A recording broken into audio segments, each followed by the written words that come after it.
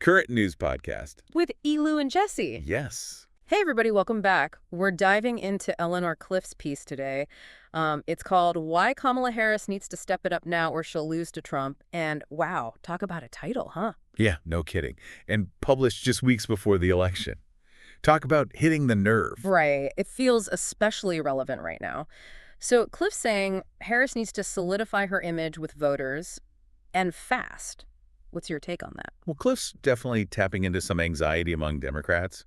She points out how Harris is lagging behind in the polls, at least compared to, where past nominees have been at this point in the race. Yeah, and you'd think after that debate, 67.1 million viewers, that's going to count for something, right? Huge numbers, for sure. But then you hear a quarter of those viewers still felt like they didn't really know who Harris is, and it's like, how? Well, it's tricky. It's not just about name recognition. It's about, having a compelling story, a narrative that connects with voters. And Cliff brings up the economy as this major battleground where Harris is really trying to, solidify her image. Right. And that whole opportunity vision speech she gave in Pittsburgh. Right. Middle-class tax cuts, calling herself a pragmatic capitalist. What'd you make of that label?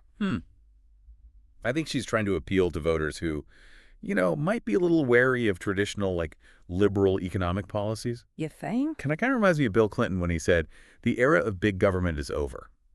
Remember that? Oh, yeah. It's that kind of signal. Fiscal responsibility, market-based solutions, Right. So she's trying to show she's in touch with those concerns about, government overreach. But then there's that Stephanie Ruhle interview. Totally different tone, right? She goes after Trump's tariffs, says he's not serious. Yeah, and that plays into what Cliff's saying about needing a clear contrast. It's not just policy. It's the whole package, temperament, vision for the country. Harris has to embody that difference. Okay, so walk that tightrope. Appeal to the moderates, but, keep the base energized. And then there's this whole thing about her going on the All the Smoke podcast. I have to admit, that one threw me. Interesting choice, right? That's Matt Barnes and Steven Jackson, former NBA players. They've got a big following, especially among young black men. Which, as the article points out, is a group that hasn't exactly been, how do I put this, super enthusiastic about her candidacy. Right. And that's a demographic that could swing things in a few key states. So, yeah. It's not just about getting black voters. It's making sure young black men turn out, too. Makes you wonder, though, could an appearance like that alienate other voters she needs? Cliff talks about white women voters, how they were a sticking point for Hillary Clinton. Is that a risk? Oh, for sure. It's a balancing act. That's the challenge a lot of female candidates face, finding that balance. And Cliff says Harris needs to be brutally honest about immigration, address what's gone wrong, what's working. That's how she builds trust with those voters. So honesty is the best policy, even if it means saying, hey, we messed up. It's about acknowledging the complexity, right? And offering real solutions, not just rhetoric. Yeah. Especially with a voting bloc that's historically swung elections. That's huge. No, absolutely. It's interesting, though. Cliff contrasts this with the 92 Clinton-Gore strategy. Remember that massive policy book they had, Putting People First? Oh, yeah. I think that would fly today. Just drop a huge policy document like that. Okay. The media landscape is different now, right?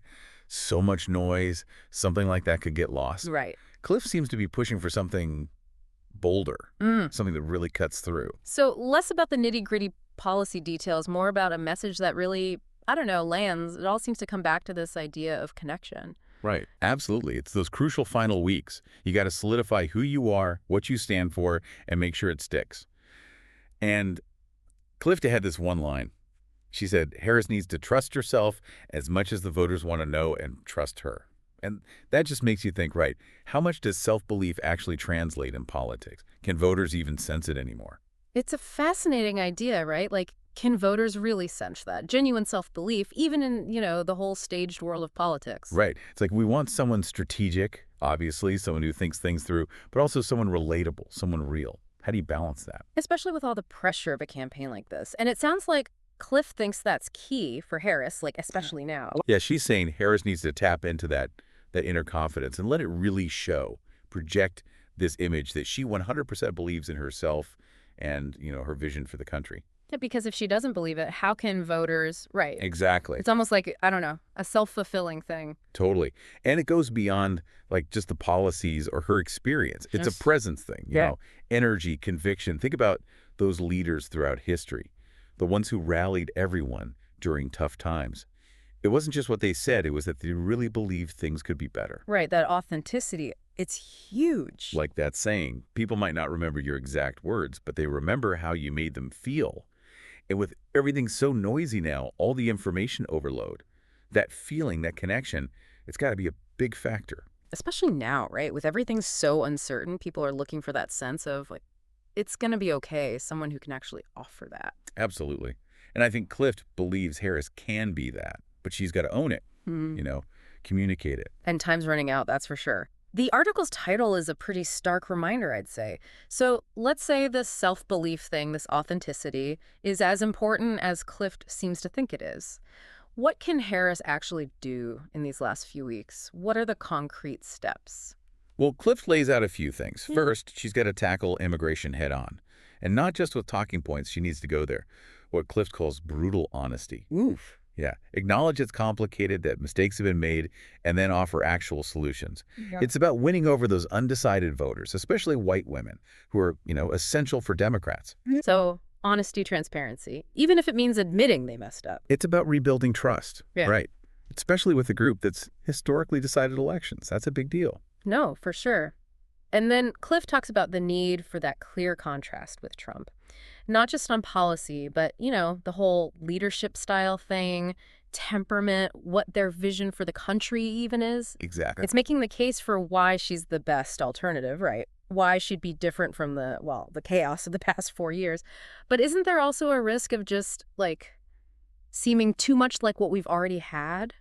I see what you mean. Because voters respond to something new, right? They do, but I think the difference now is people have seen what radical change, like real disruption, what that actually looks like. There's this desire for, getting back to normal, but maybe a better normal, Yeah. If that makes sense. Right. So how do you thread that needle? Appeal to that desire for change, but also offer, stability, reassurance. That seems tricky. It is. It's what Yeah. she's got to figure out, though. Projecting confidence, experience, but also that energy, the vision thing.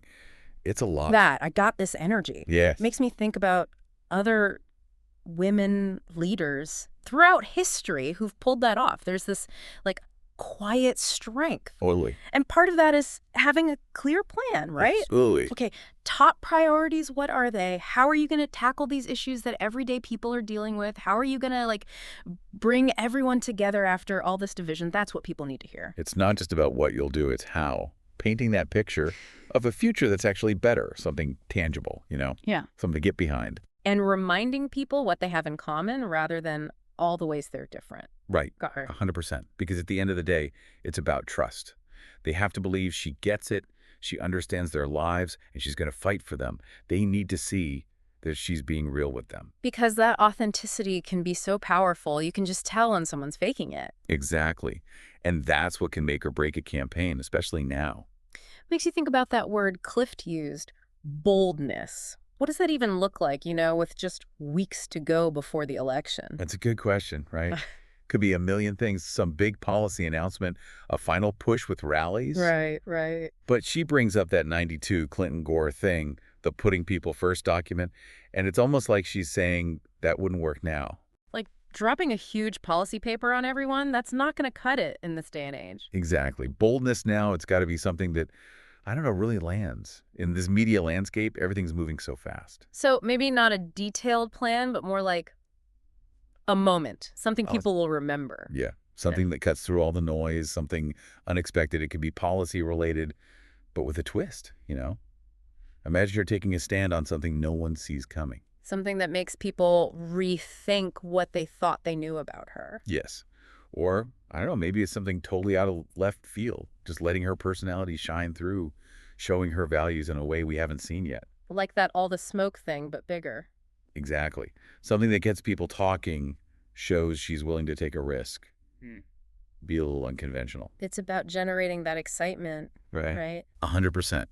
Give people something to believe in. Because isn't that what it all comes down to? Yeah. Belief. Belief in ourselves, our leaders, the possibility that things can actually get better. Absolutely.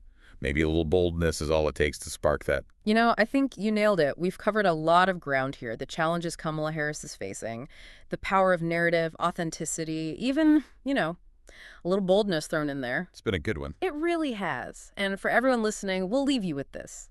What bold moves have you seen in politics, past or present, that really captured your imagination? Head over to our social media. Let us know what you think. We love hearing from you. And until next time, keep diving deep. Stay curious. Turn the dial to the daily news. Turn the dial to the daily news. Turn the dial to the daily news. Bringing voices, headlines, and shoes. We turn the dial to the daily news.